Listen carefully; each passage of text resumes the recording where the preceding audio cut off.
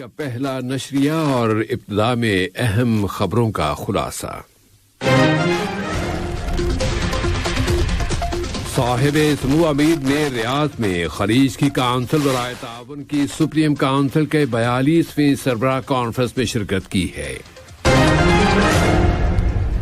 صاحب سمو امیر نے کہا ہے کہ خلیجی سربراہ کانفرنس کے نتائج نے موجودہ چیلنجوں کی فضا میں کونسل برائے تعاون کی وحدت کی حفاظت پر زور دیا ہے۔ خلیج کی کونسل برائے تعاون میں شامل ملکوں کے سربراہان نے اقتصادی وحدت، دفاعی سسٹم اور مشترکہ سیکیورٹی کے وسائل کی تکمیل کی اہمیت پر زور دیا ہے۔ اور خلیجی سربراہ کانفرنس کے اختتامی اعلامیے میں کونسل برائے تعاون کے ملکوں کے موقفوں میں ہم آہنگی کی اہمیت پر زور دیا گیا ہے تاکہ ان کے مفادات کی حفاظت ہو اور موجودہ علاقائی و بین الاقوامی کشمکشوں سے بچا جا سکے۔ سامعین، یہ تھا اہم خبروں کا خلاصہ اور اب پیش خدمت ہے ریڈیو قطر سے آج کا پہلا مفصل نشریہ۔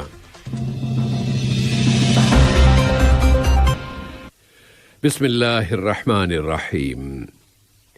صاحب سمو امیر شیخ تمیم بن حمد آل ثانی نے خلیج کی کونسل برائے تعاون کی سپریم کونسل کے 42ویں سیشن کے اجلاس میں شرکت کی ہے۔ یہ سربراہ کانفرنس برادر ملک سعودی عرب کے دارالحکومت ریاض میں اپنے اختتام کو پہنچ گئی۔ صاحب سمو امیر اب اللہ تعالیٰ کی حفاظت اور سرپرستی میں وطن واپس پہنچ گئے ہیں۔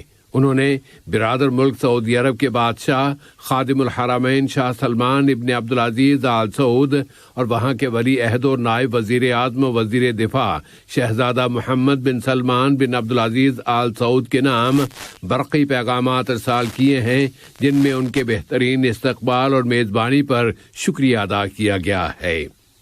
صاحب سمو امیر نے اس سیشن کے اہم نتائج پر اپنے مکمل اطمینان کا اظہار کیا ہے اور کہا ہے کہ ان نتائج سے ان کے ملکوں کی قوموں کی امنگیں پوری ہو سکیں گی۔ اس سے قبل صاحب سمو امیر نے شہر ریاض کے قصر الدرعیہ میں کونسل برائے تعاون کی 42ویں سربراہ کانفرنس کے افتتاحی اجلاس میں شرکت کی۔ صاحب سمو امیر کے ہمراہ جانے والے سرکاری وفد کے ممبران، متعدد شہزادے، امراء اور ان ملکوں کے سرکاری وفود بھی ان اجلاسوں میں شریک تھے۔ خلیج کی کونسل برائے تعاون کے سیکرٹری جنرل ڈاکٹر نائف بن فلاح الحجر بھی اس اجلاس میں شریک ہوئے۔ برادر ملک سعودی عرب کے ولی عہد و نائب وزیر اعظم و وزیر دفاع شہزادہ محمد بن سلمان بن عبدالعزیز آل سعود نے اختتامی اجلاس سے خطاب کیا اور اس میں خلیجی مشترکہ عمل کی اہمیت پر زور دیا۔ انہوں نے موجودہ علاقائی اور بین الاقوامی مسائل پر بھی اظہار خیال فرمایا۔ صاحب سمو امیر شیخ تمیم بن حمد آل ثانی نے ریاض کے قصر الدعیہ کے بند دروازوں کے پیچھے خلیجی سربراہ کانفرنس کے اجلاس میں شرکت فرمائی اور پھر وہ اس کانفرنس کے اختتامی اجلاس میں بھی شریک ہوئے۔ صاحب سمو امیر نے برادر ملک سعودی عرب کے ولی عہد کی جانب سے خلیجی سربراہان کے اعزاز میں دیے گئے عشائیے میں بھی شرکت کی۔ صاحب سمو امیر نے کہا ہے کہ انہیں خلیج کی کونسل برائے تعاون کی 42ویں سربراہ کانفرنس میں شرکت کی خوشی ہے اور اس کے اجلاسوں کے نتائج میں کونسل کی وحدت کی حفاظت اور کونسل کے اعلیٰ اصولوں کے مطابق ان مقاصد کے حصول پر زور دیا گیا ہے جن کے لیے یہ کونسل برائے تعاون قائم کی گئی تھی، خاص طور پر کہ اس وقت ہمارے علاقے اور ہماری خلیج کو بہت سے چیلنجوں کا سامنا ہے۔ خلیج کی کونسل برائے تعاون میں شامل ملکوں کے قائدین اور ان کے وفدوں کے سربراہان نے خلیجی اقتصادی وحدت کے وسائل کی تکمیل، اس کے دفاعی سسٹم اور مشترکہ سیکیورٹی کی اہمیت پر زور دیا ہے اور کہا ہے کہ ان ملکوں کے موقفوں میں ہم آہنگی ضروری ہے تاکہ کونسل برائے تعاون کے ملکوں کی سولیڈیرٹی، یکجہتی اور استحکام میں مزید اضافہ ہو، ان کے مفادات کی حفاظت ہو، انہیں علاقائی و بین الاقوامی کشمکشوں سے بچایا جا سکے۔ ان ملکوں کے شہریوں کی امنگیں پوری کی جا سکیں اور ان ملکوں کے علاقائی اور بین الاقوامی کردار کو فروغ مل سکے۔ اس کے لیے علاقائی اور بین الاقوامی سطحوں پر سیاسی موقفوں میں ہم آہنگی اور پولیٹیکل پارٹنرشپ میں اضافہ ضروری ہے۔ مجلس شورا کے اسپیکر جناب حسن بن عبداللہ الغانم سے عرب پارلیمانی یونین کے متعدد ممبران نے ملاقاتیں کی ہیں، جن میں اس یونین کے سیکرٹری جنرل جناب فائز الشبابکہ بھی شامل ہیں۔ یہ اہلکاران اس وقت دوحہ میں جاری پارلیمانی سوسائٹیوں کے درمیان ہم آہنگی اور کوارڈینیشن برائے انسداد دہشت گردی کے پہلے اجلاس میں شریک ہیں۔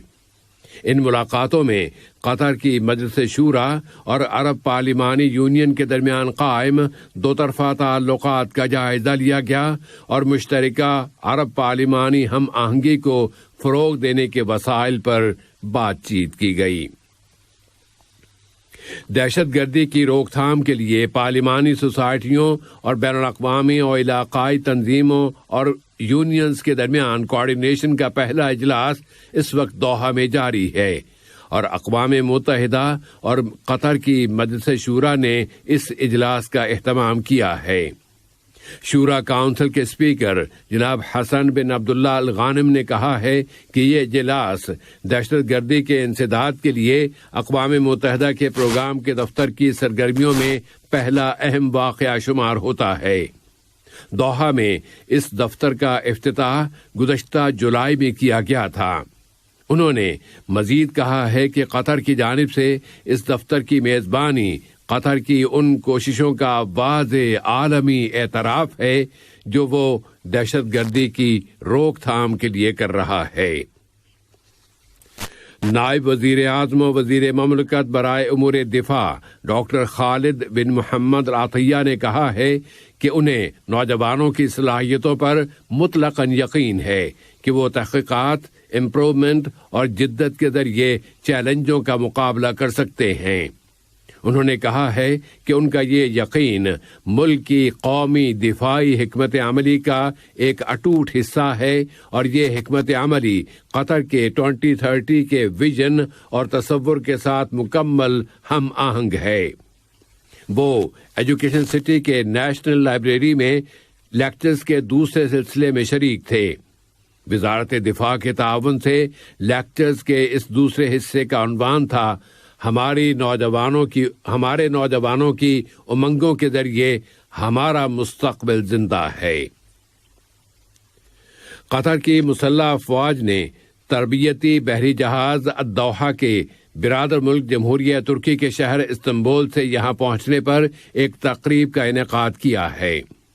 نائب وزیر اعظم و وزیر مملکت برائے امور دفاع ڈاکٹر خالد بن محمد العطیہ کی سرپرستی اور مسلح افواج کے chief of staff general pilot Salem bin Hamad Al Nabet کی موجودگی میں یہ استقبالیہ تقریب منعقد کی گئی۔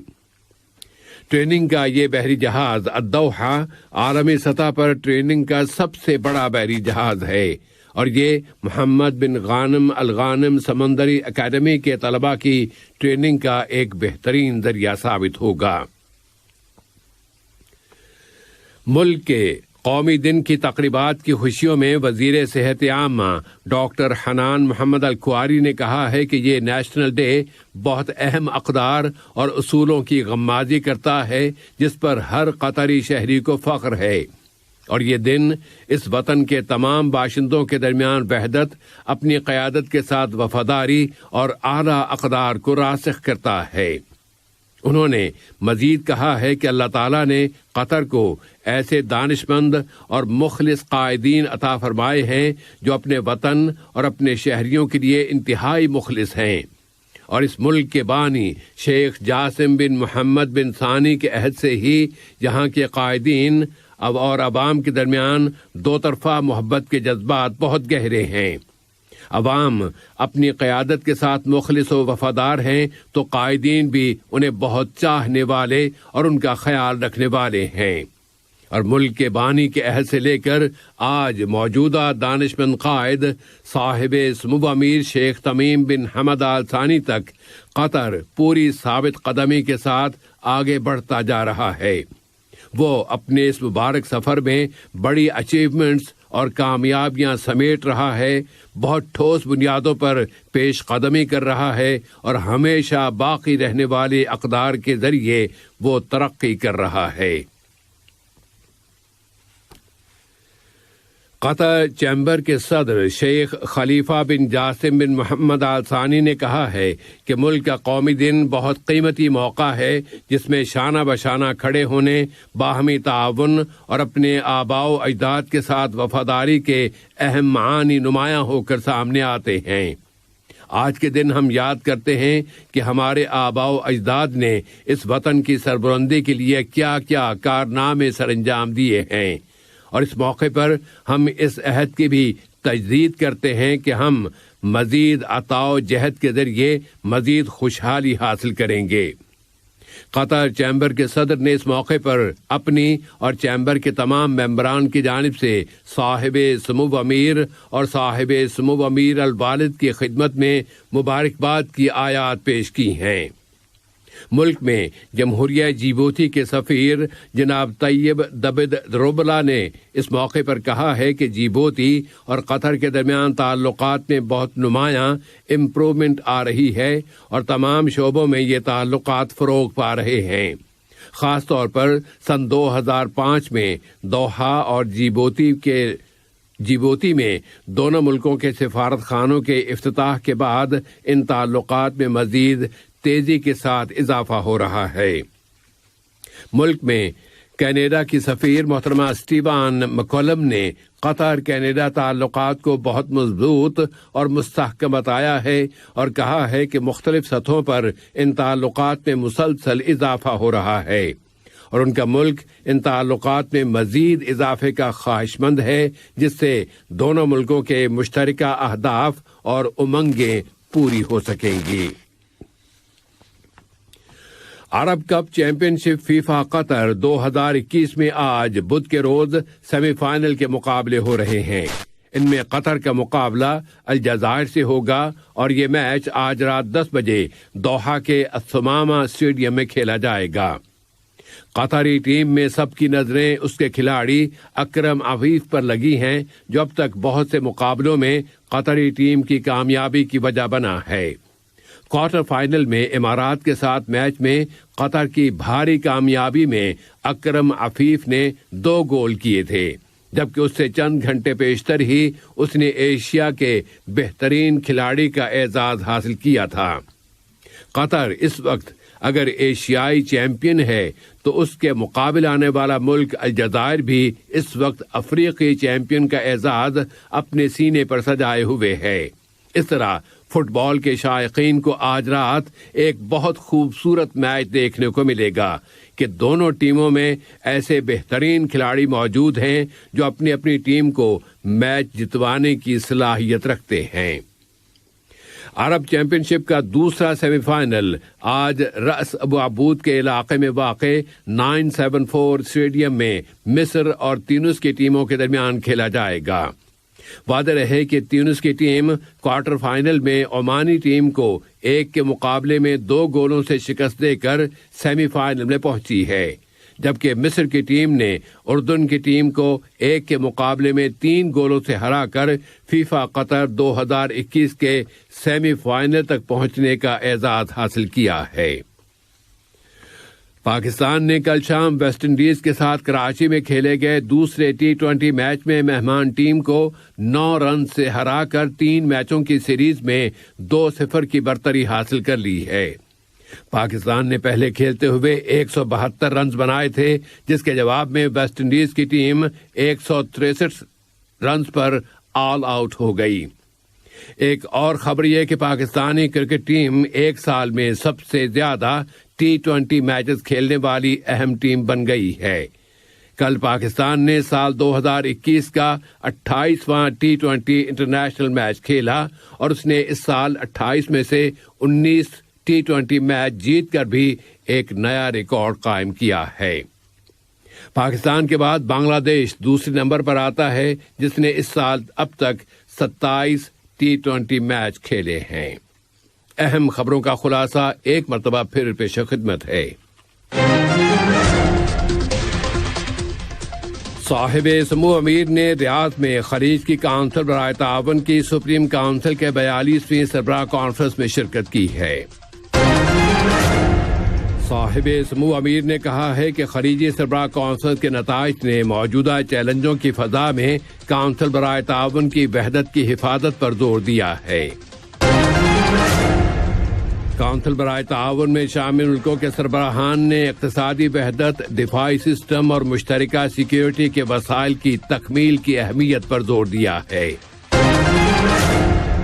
اور خلیجی سربراہ کانفرنس کے اختتامی اعلامیہ میں کونسل کے ملکوں کے موقفوں میں ہم آہنگی کی اہمیت پر زور دیا گیا ہے تاکہ ان کے مفادات کی حفاظت ہو اور موجودہ علاقائی و بین الاقوامی کشمکشوں سے بچا جا سکے۔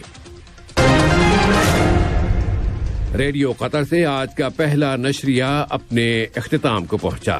فی امان اللہ۔